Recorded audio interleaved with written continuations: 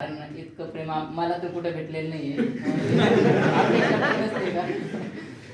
त्याबाबत तर खरंच म्हणजे माहिती नव्हतं की असं इथं ऑकवर्ड फील करतो मी अजून सुद्धा. मला नाही बस वाटत, मला तुमच्यातच राहू वाटतं खरंच म्हणजे एकदम स्पेशल काही आपल्याला कोणीतरी ऑब्झर्व केलं पाहिजे अशी माझी कधीच इच्छा नसते.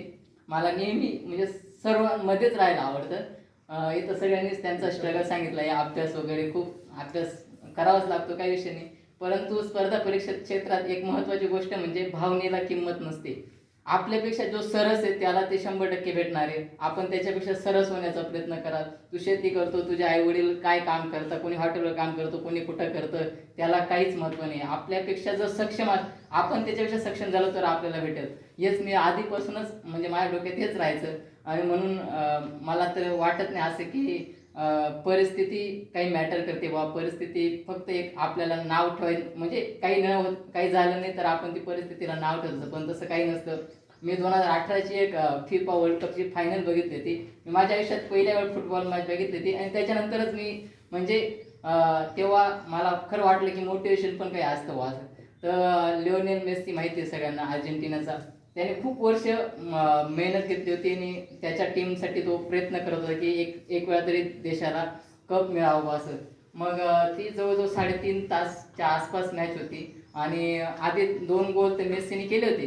पण अचानक शेवटच्या काही 5-1 मिनिटात ते फ्रान्सचा एम्बाप्पे होता, त्याने अचानक 2 गोल केले. त्याच्यानंतर ती मॅच एकदम टायवरती आली आणि अशी खतरनाक मॅच होती की त्यावेळेस म्हणजे फ्रान्स जिंकणारच होतं. जवळजवळ सगळ्या क्राऊडने तिथं असलेल्या त्या फ्रान्सच्या अध्यक्षाने सुद्धा म्हणजे डिक्लेअर करून एकदम मनोरंजन. पण त्या काही मिनिटात जी सिच्युएशन बदलली आणि त्यांनी कप जिंकला, त्यावेळेस मला वाटलं की माणसाला काही वेळा असा क्षण भेटतो की त्या क्षणात आपण काहीतरी करू शकतो 100%. असं मी नाही म्हणत की प्रत्येक वेळा भेटतोच असं, पण एखादा तरी लाईफमध्ये एखादा मोमेंट होतो की त्या मोमेंटला आपण कॅच केलं पाहिजे आणि तो जर केला तर नक्कीच आपलं चांगलं होतं. मला अजून वाटतं की माझ्यात अभ्यास करायची म्हणजे हिंमत आहे असं मी करेल नक्कीच, काही विषय नाही त्याच्यात. आणि तुम्हा सगळ्यांचं खरंच मनपूर्वक आभार. आणि खरंच सांगतो घरच्यांचा सपोर्ट असतोच, पण या क्षेत्रात सगळ्यात जास्त महत्त्वाचा जो कॅरेक्टर असतो ना तो असतो मित्र. म्हणजे एक समोरच्या मित्रालाच आपली कंडिशन कळते. घरच्यांना तर नाही कळत. घरच्यांना कसं आहे, घरच्यांना त्यांच्या परिस्थितीत ते योग्य रीतीने असतात, म्हणजे ते योग्य जागेवरती आहे, त्यांना काही एवढं माहिती नसतं बाहेर काय स्पर्धा आहे काय आहे. पण मित्र कसा असतो की नाही तू करू शकतो, हे नाही झालं पुढच्या वेळेस होईल, म्हणजे त्यावेळेस सुद्धा तो आपल्याला आनंदी ठेवण्याचा प्रयत्न करत असतो. म्हणून माझ्यानुसार तरी मित्र सगळ्यात जास्त महत्त्वाचा रोल असतो जीवनामध्ये.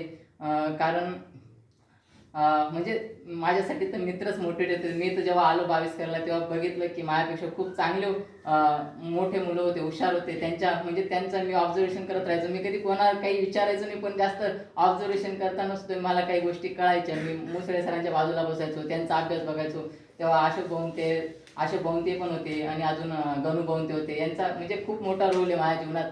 ते असं डायरेक्ट दिसत नाही पण इनडायरेक्ट असतो. म्हणून आपण ज्या समाजात वावरतो त्या समाजाच्या प्रत्येक घटकाचा आपल्या कॅरेक्टरवरती रोल असतो. आणि मी खरंच त्यांचा इथं आभार व्यक्त करतो. आणि तुम्ही मला सगळ्यांनी बोलायची संधी दिली त्याबद्दल धन्यवाद.